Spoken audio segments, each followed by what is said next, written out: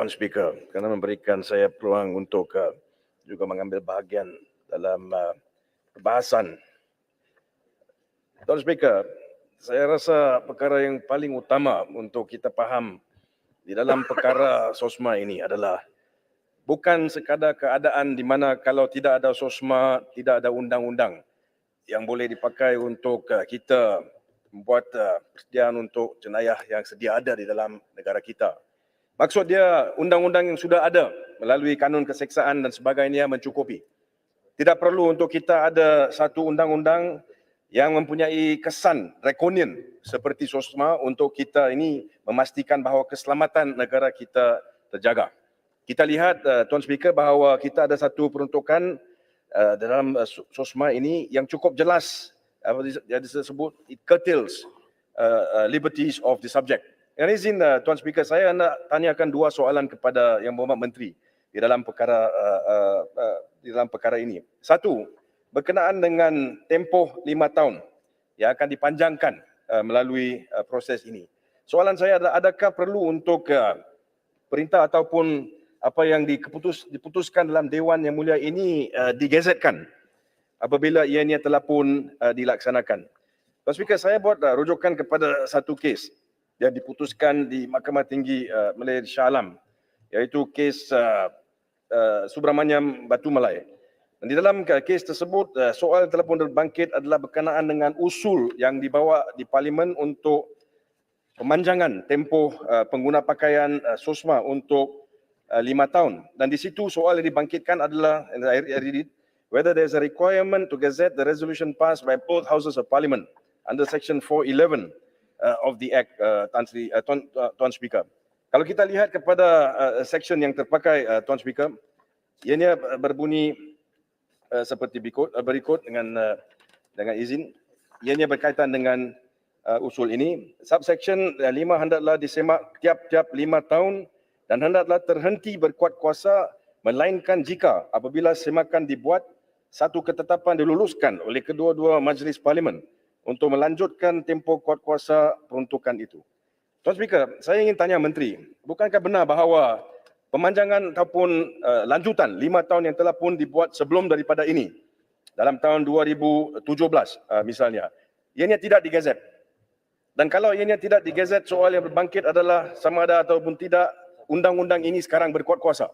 Kerana Tuan Speaker, kalau it has not been gazetted, then the earlier extension is not enforced. And if the earlier extension is not enforced, then this Dewan is asked now to extend something that is not enforced. Jadi saya hendak tanya Menteri untuk membuat semakan perkara ini. I'll give you the citation again.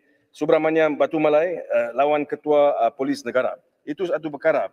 Yang kedua, Tuan Speaker, yang ingin saya bangkitkan adalah berkenaan dengan peruntukan yang merujuk kepada jamin di bawah akta ini. Tuan Speaker, kalau kita lihat kepada perbicaraan atau bahagian 5 di dalam Undang-Undang SOSMA, khususnya Seksyen 13, yang dinyatakan seperti berikut.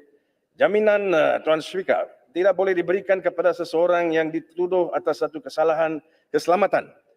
Kemudian subsection 2 menyatakan walaupun apa-apa subsection 1, seorang yang berumur di bawah 18 tahun, seorang perempuan atau seorang yang sakit atau seorang yang uzur yang dipertuduhkan atas satu kesalahan keselamatan yang disebut di situ boleh diberikan jamin sekiranya disokong oleh pendakwa raya di atas syarat-syarat tertentu. Tuan Speaker, kita ada satu keputusan daripada Mahkamah Persekutuan dan ini adalah di dalam kes Ko Chin Hua.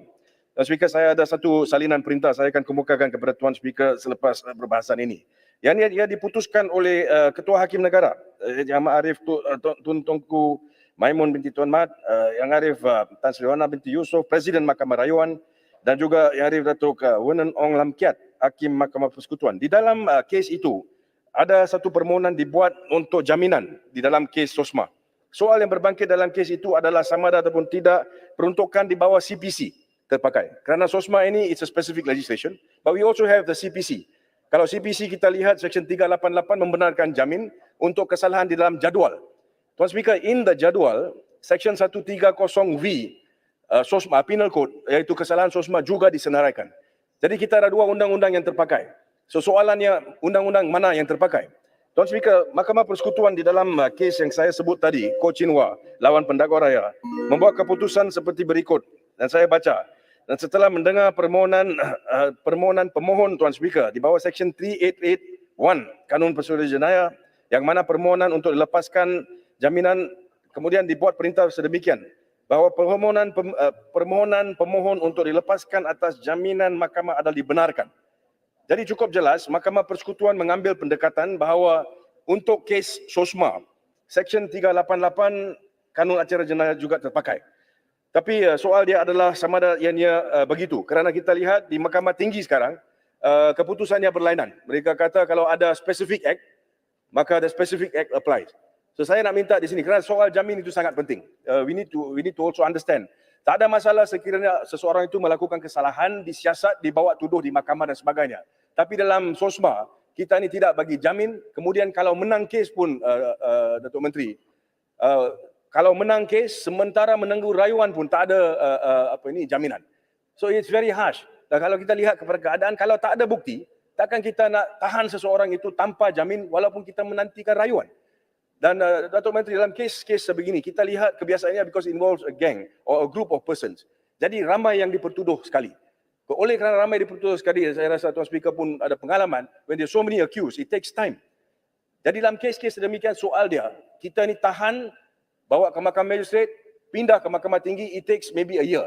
Kemudian diberitahu tidak ada bukti dan kes itu kemudian dipecah section atau dipindah pertuduhan dan sebagainya. So the question is, do we have the application of Section 388 of the Criminal Procedure Code? Ini satu perkara yang cukup penting.